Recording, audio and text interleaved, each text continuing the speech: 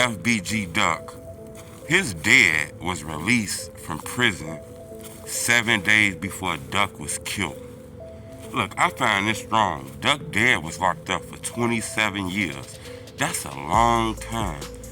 His son was took away from him 7 days before he came home.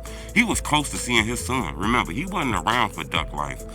Duck, dad, I believe, wasn't really around. If he was locked up for 27 years, I'm not sure exactly how old Duck was, but he was either locked up when Duck was a small child. You could tell that he was here doing brick, because Brick is a little older than Duck, so you can tell he was here doing brick time. Hit the like button, go on this video, 2,000 likes, because what he said was real strong, and it kind of changed people's opinions on things, especially like with Dirk and Duck, because Duck Dad sat down with Lil Durk Dad. They did like an interview for the Shy Podcast.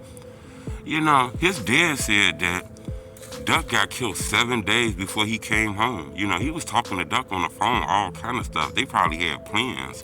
Next thing you know, this happens. It's crazy because you can tell Duck Dad was somebody, to be locked up 27 years, to come home. He already had a chance to sit down and talk to the mayor of Chicago.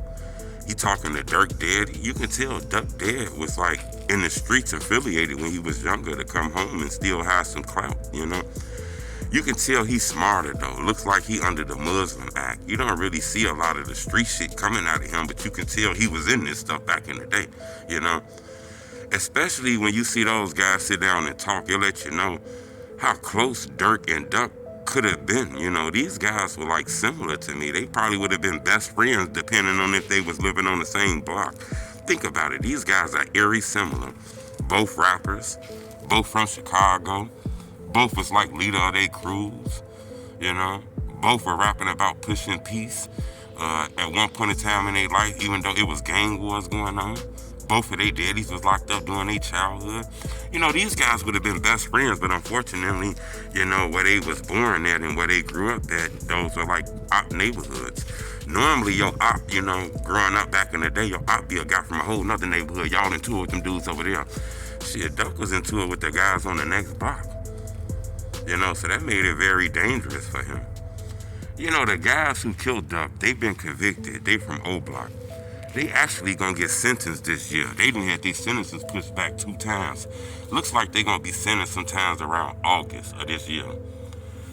Impact statements. We talk a lot about Duck mom is gonna get a chance to get in the courtroom and tell those people who are convicted of killing her son how they cause her all kind of pain, how Duck kids don't get to see their dad no more, how the family don't get to see Duck no more, how this hurt their heart, how, those O Block guys brought a lot of trauma to their family. They gonna get a chance to, talk to those O Block people.